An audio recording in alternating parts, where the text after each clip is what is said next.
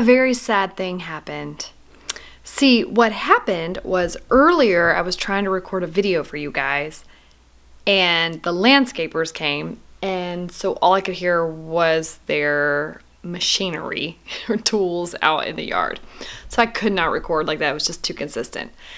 And so then what I did is they left. Let me grab something. They left, and it got quiet outside, and I was like, let me go ahead and record my video. So I recorded a quick video for us.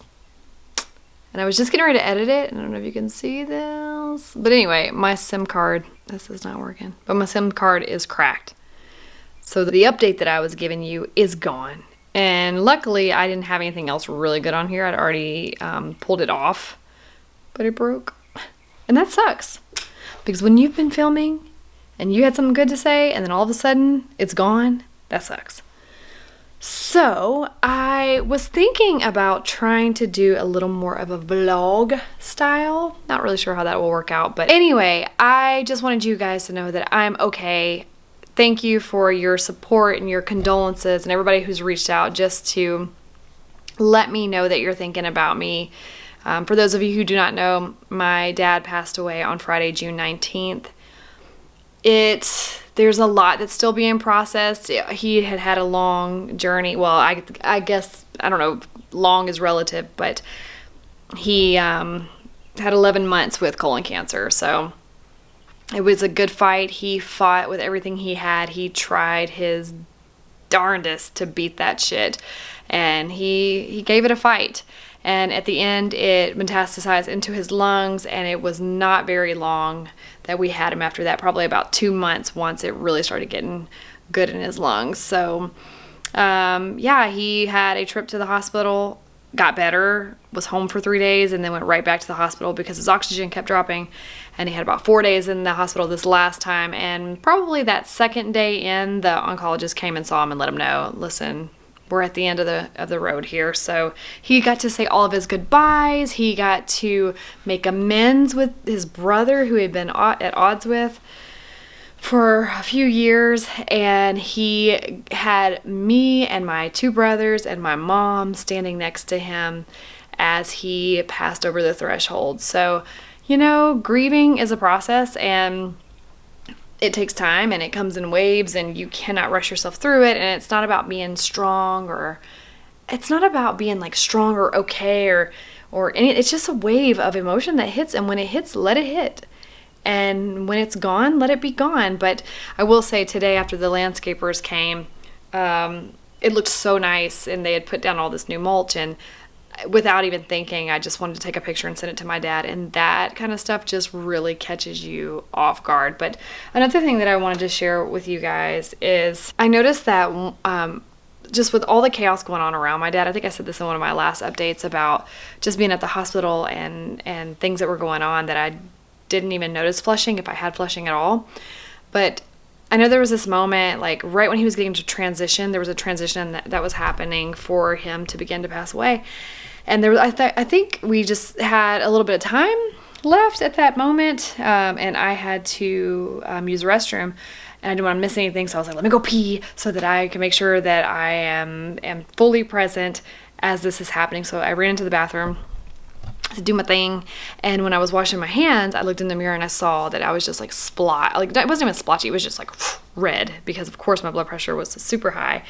And you know what, when you're with somebody who's at the end of their life, you don't give a shit about whether or not you are skin flushing or not. And of course, I know one of the things we talk about a lot is clearly there was a reason for it. There was a reason for me to be flushing. But I just realized, like, and my husband and I were talking about this today, in the grand scheme of things, this does not matter. And I know that we all go through our own experiences, and then we have our beliefs and viewpoints from there. But I literally just watched my dad die a few days ago, and I'm not saying that skin flushing is not hard and psychologically dealing with it is not difficult, but when you've witnessed something like somebody dying, you just realize the things that truly matter and the things that don't. And it just has inspired me so much more to want to make sure I never shy back and to make sure that I give my life all that I have and just really go for it with my writing, with my speaking, with encouraging others.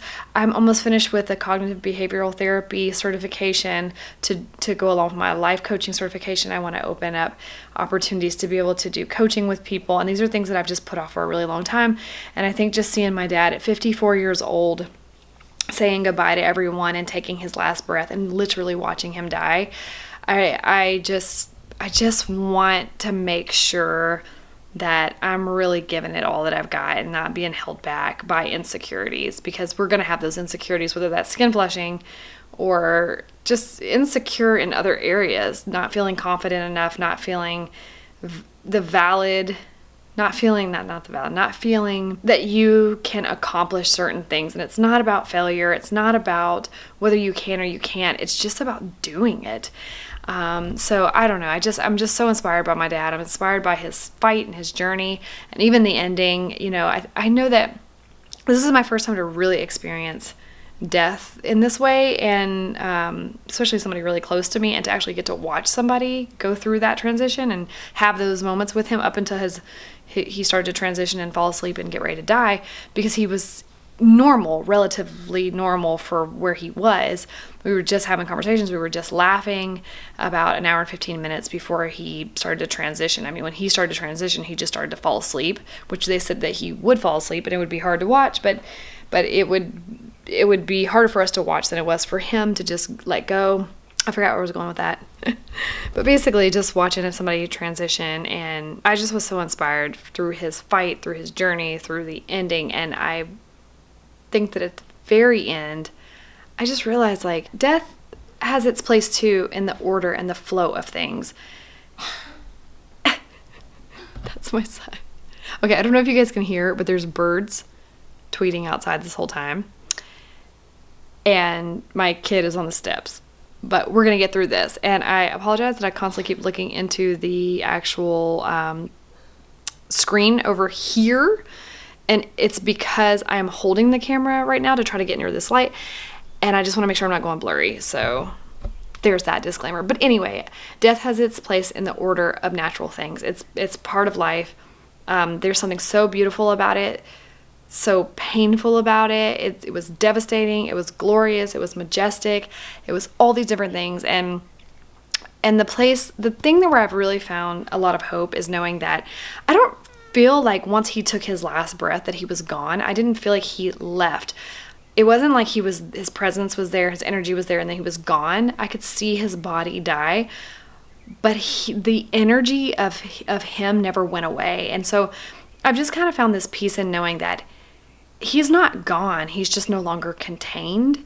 And I think that whatever is after this life is not something I really have the answers to. I think we can try to say we know so that we can have comfort and some sort of soft landing when we lose somebody, but I don't necessarily know those ins and outs. But what I do know is that I feel him and I see him and his presence is near. And I don't mean like physically seeing him in front of me. I'm aware of his presence in this bird chirping outside, in the way the wind blows through the trees, in the fireflies, in the clouds moving across the sky, and in the sunset tonight, which was beautiful, by the way, in my breath, in my tears, in my laughter. I just know he is there. His presence is there. His energy is there, and he is not gone. He's just no longer contained. He took on different form. And I just have a lot of peace and excitement for the future. Thank you for wrapping your virtual arms around me and just letting me know you're there and supporting me and my family. But here's my random video right now. I just wanted you guys to know I am okay. I want you to see my face. I made you a better video earlier with way better lighting. It's broken. So we make do with what we got. But anyway, guys, all my best to you, and I will be checking in here and there. We've got a lot of stuff going on with family, obviously, over the next few days. My dad's funeral or memorial service will be on Saturday. But I will be checking in with you, and I love you, and I will see you soon.